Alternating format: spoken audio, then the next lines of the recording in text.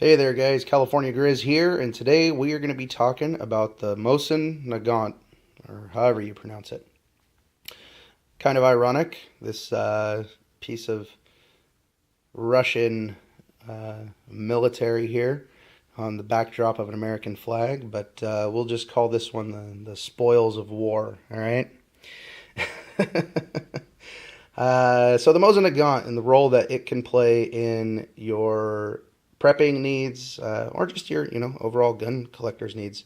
If you're a baller on a budget and you need to get a rifle, this right here, if you go into a big 5, is going to cost you about $175. But if you get yourself a CNR license, this costs you only about $100, maybe $120 if you get one with like a hex barrel and in really good shape and all that kind of stuff. But and I'll make a video on how to get a CNR license. It's surprisingly easy, and you get some really kick-ass stuff on the cheap, and I'm all about cheap. So, but for those of you that are unfamiliar with the Mosin Nagant, that does not normally come on there. In case you can't tell, that doesn't look like a World War II piece of equipment. But that's a long eye relief scope because there is no place to mount that on. If you want to get anything besides iron sights on this, you either need to bend this bolt so that you can mount it because this gets in the way, or you get a long eye relief scope, and this works just fine for me. I'm not taking this thing out much beyond 300 yards as it is. So really nice little addition there. But normally $100 you get this. You'll notice a side saddle. If you've seen my other videos, you know I'm a big fan of carrying ammunition on you. If you can't carry it, it doesn't count. So got to have that. And this is the round. Okay, as you can see, that's a pretty sizable round there. I've heard anything like a 308 to 30-06 is the ballistic measurements of this bullet, this cartridge. So that is a kick-ass round. That'll take it pretty much any game in North America. If not, a second bullet definitely will if you're in a hard-up situation. If you're going to use this as your primary hunting rifle, if you're a hunter, you know the costs involved, or if you're thinking about getting into hunting, this is not going to be the gun for you. Just to go out and take a deer, you have to pay for the licensing and all that kind of stuff. You're going to be spending quite a bit of money. Go get yourself a real quality rifle that if you need to take a second follow-up shot, all it is a pull of a trigger, not the action of this very heavy bolt, or something like that. But, if you're preparing for a SHTF or WROL type situation, $100, man, you can't beat this. Not to mention $1,000, and you have just armed an entire group of people.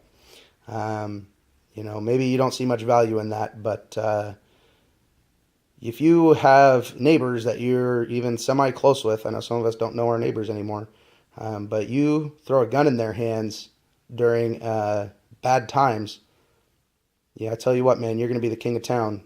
You can give people a way to protect themselves that didn't have one any other way. And the rounds are cheap. You can go onto several websites and purchase this bullet at about the cost of about 10 cents a round. You can get a brick of this or a spam can of this, about almost 900 rounds, for about 80 or 90 bucks. So it comes out to about 10 cents a round. So you buy 10 of these and you buy a couple thousand rounds, and you're not even out $1,500 yet. So as opposed to buying one AR style, that's a pretty tricked out gun for $1,500. But you can get one AR, or you can arm 10 people for the same $1,500 price tag. So really, really nice, nice gun. Just to show you here, this, I don't even know if I could do with one hand. Oh, I can. Okay, because it's pre-locked. You hear that? So this has already been cocked. But listen to how heavy this is. That is a really heavy bolt. And when you first shoot this thing, man, it kicks like a mule. There we go. Kicks like an absolute mule, and it's going to hurt. There's no butt plate on there to protect you. That is for bashing in skulls. That's why that's there. That's not to absorb recoil. That is to hit somebody over the head with, and then your gun doesn't break. So really nice piece of implementation of war if you ever got to get hand to hand when you have your rifle. Not to mention it comes with a pretty sick bayonet. But this bolt is heavy. The spring in it is very heavy. Follow-up shots are difficult. You know, but if you need a gun for $100, that's going to be it right there. It only holds 5 rounds. Inside the magazine here, they load in from the top. You can put them on stripper clips and things like that. But it's 5 rounds, bolt action. Really nice piece of equipment. I can't say enough about this gun.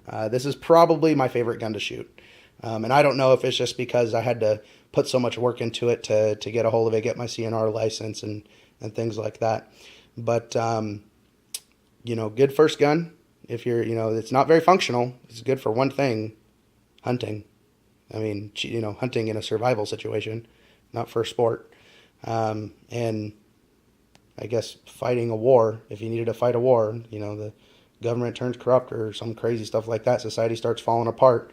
But against an unarmed person, or, you know, 10 of these guys against an armed individual, man, I tell you what, I'll take the 10 of these over one guy with an AR or an AK any day.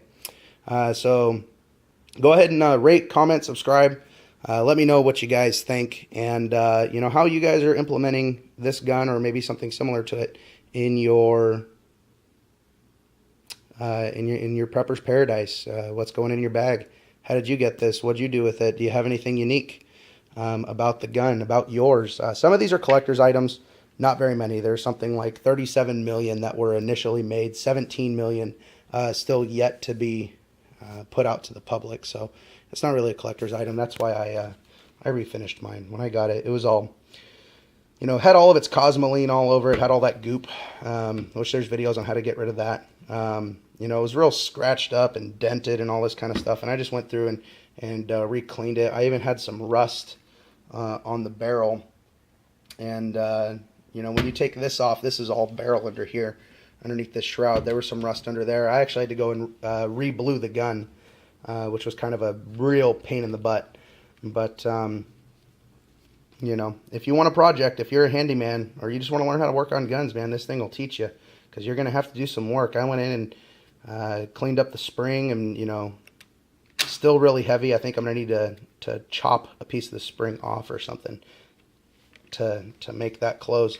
I also need to do some polishing inside the barrel, because once I get a couple of 100 rounds into this bad boy, that bolt is impossible to open. It'll just swell shut. I don't know what the science is behind it, but if I had to guess, it's that the this bolt here is heated up and it's expanding faster than the chamber is expanding, or something like that. Or maybe it's making the case expand faster or something like that, because the extractor does grab a hold of that case inside the chamber here. So something is not expanding properly, would be my guess.